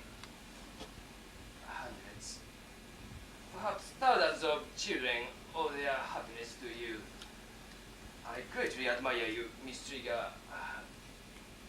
I'd like to help you with your good work. I'm not a young man any longer. My wife died 2 years ago. You accept me. I'm going to marry you. And we could take care of your children in the orphanage. Our children. Our dear orphan children. Miss Trigger, do you accept? You'd want to use that children for your psychological experiment.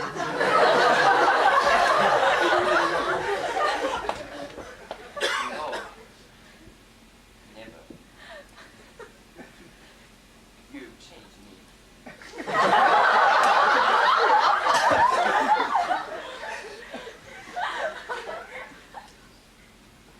You've changed me. You've made me realize what I did last night was wicked, cruel, unforgivable. As long as I live, I won't perform such dangerous and outrageous experiment on living people again. This is my promise. Miss Trigger, will you accept? It's very sudden. Go on, Miss Trigger. No, you often said so. It's true, Emily. Yes. I will accept him for your sake, Emily. But you must promise to come and see me sometimes. Of course I will. I can never forget the Sunshine Orphanage.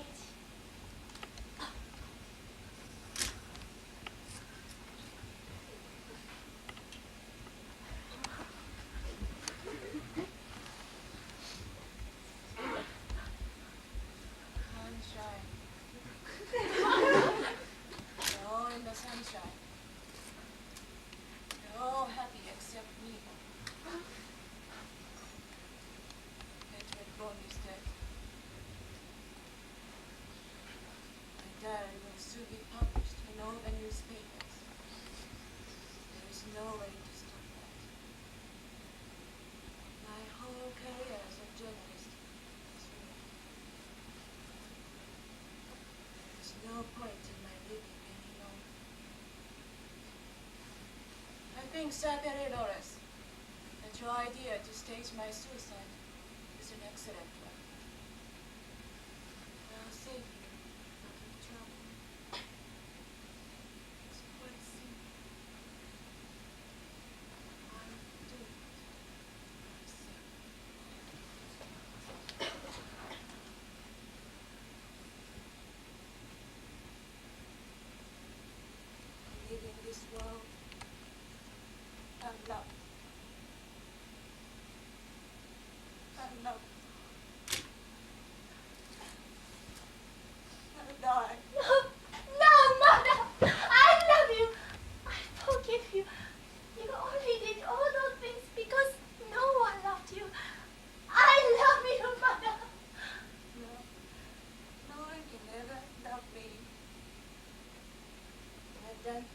evil in this world, never to be forgiven by anyone.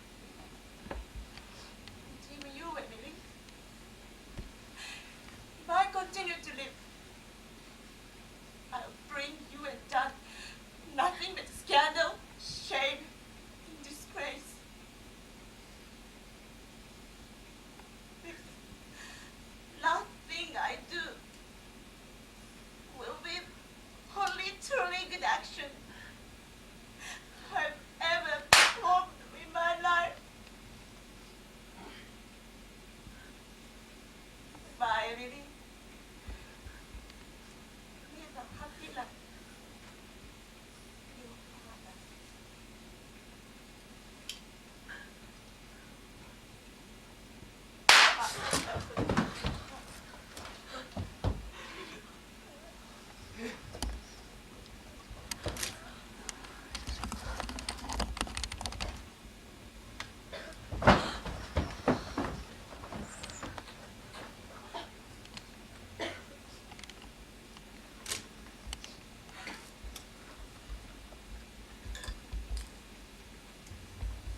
So ends the life of Elizabeth Chowder,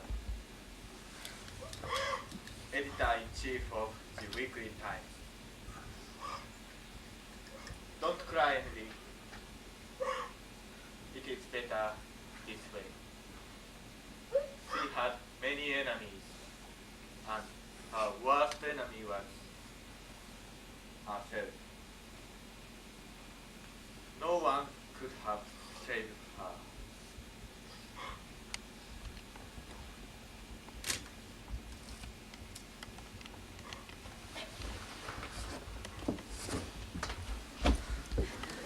Excuse me. I'm not quite sure what's going on here. Is it a kind of game? The poor shepherd! We've forgotten all about him! Who are you exactly, my good man? Why have you come here? I don't speak English very well, I'm afraid, sir. You see, I'm not English, sir. I'm a Russian. When the Cold War was at its most severe, I came to England, sir, and I've been a shepherd in these hills ever since. My name is Koryolan Bolshinsky. We saw you down by the shore this morning. What were you doing? What's in that basket? Shellfish. I thought you'd all be cold and hungry after the storm last night, and I knew this was coming in today. I thought you'd all like some hot soup, so I went down to the lodge and collected these shellfish. Grant, I'd like to cook you some shellfish soup. How very kind of you. We are all extremely shocked by what's been happening here. Some hot soup is just what we need. You know, this reminds me of something. In America, they made a kind of soup out of clams. Surely you've heard about it. So it's very popular in this country now too. I've never heard of a soup made from clams. What a pity. Never heard of it? No? What's it called? Clam chowder.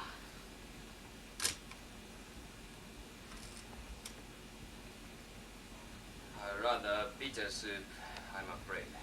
Yes. This house has a bitter story to tell. With this clam chowder business. We'd better change its name. Not Broadmasrsh Lodge. House of the bitter soup.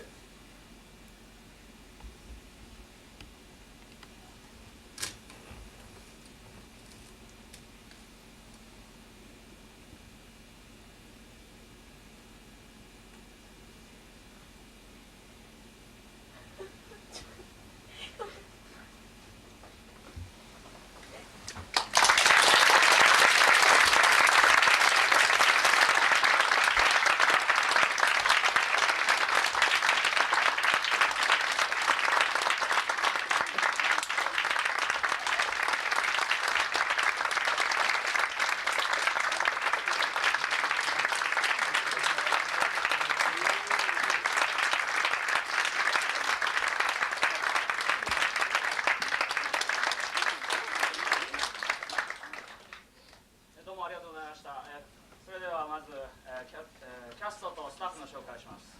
ライティング早澤貴弘、 VKR ギャビン・バントク先生、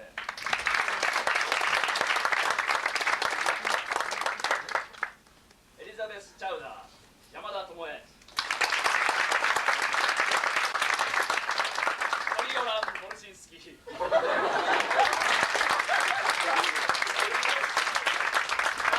ローハマー、川原和弘、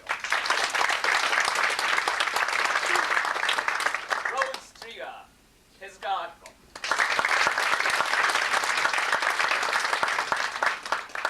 エミリー・ハウ、清水真美、ジョン・ブルーベリー、中村純一、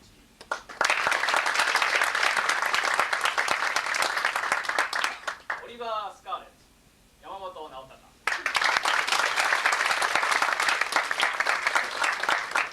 ケイツ・ランダム、関恵子、ホリー・カー、高松英子、そしてこのプロダクションのマネージャーの、サーペリー・ローレンス、竹内良樹、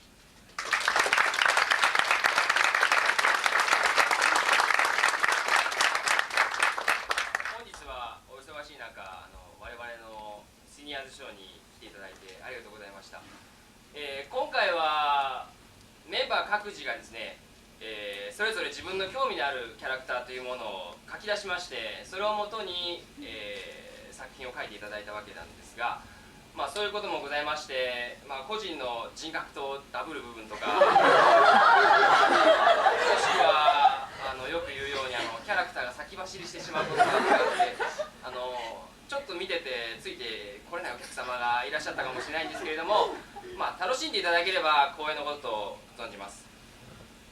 それでですね、我々はその私生活の方ででも、それぞれ、個人個人が、別々の道をこれから行かなければいけないわけですけれども、劇で学んだバイタリティというものを生かして頑張っていきたいと思います。では遅れましたが、学生部の方々と英語学科の研究室に多大なるご協力をいただきましたので、ここで感謝の意を見たいと思います。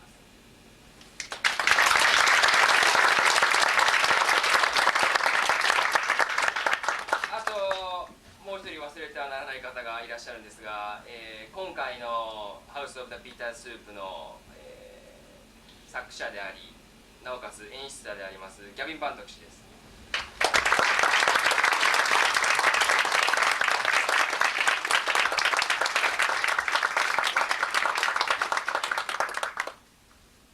結構恥ずかしがり屋なんです